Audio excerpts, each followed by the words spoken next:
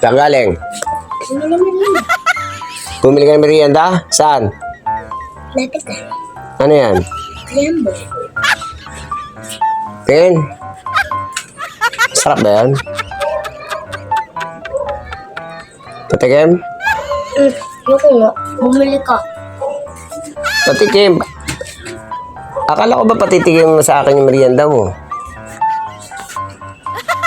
Hindi mo na 5. Bakit manghihingi ka 5? Bayad eh. Ba't magpapabayad ka? Manghihingi nga lang ako sa'yo. Bawal hingi. Dapat may bayad. Lahat ng ano may bayad. Apo. Ano ba yan?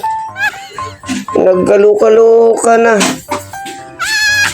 Tama. Ikaw, ano naman yan? Ano yan? Bawal.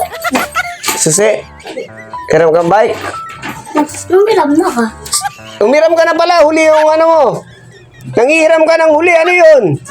Pag manghiram, bago kukunin, dapat maghiram muna. Ba't nauna yung nagamit bago yung hiram? Kanina pa kami umiram eh. Ganun ba ang panahon ngayon? Manghiram muna, magamitin muna tapos pag nagamit na tsaka ka manghiram, ganon. Kakaiba ka. Ano yung nawala? O kita mo, nawala tuloy. Tupo-tupo, akin na yun. Saan mo tinapon? Ha? Gumulong-gulong? Wala na, akin na lang yun. Angat mo kasi. Makikita mo yan. Nakita mo? Angat mo. Di ba? Angat. Di ba? Ba't tinuruan kita? Di ba? Ang galing Sino nakaisip nun? Ikaw. Yung gamitin mo na bago manghiram ng bike.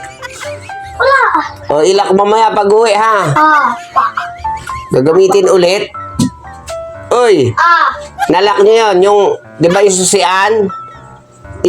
Pag inalis, lagay doon sa may bintana. Ha? Huwag mong yan, kay matakaw yung bike ko. Alam mo naman, mamahalin yun. Okay po. Grabe, no? Kakaiba. Ginamit muna nila yung bike. Tapos, tsaka nang hiram. Wala na akong palag. Kasi nga, nagamit na nila yung bike.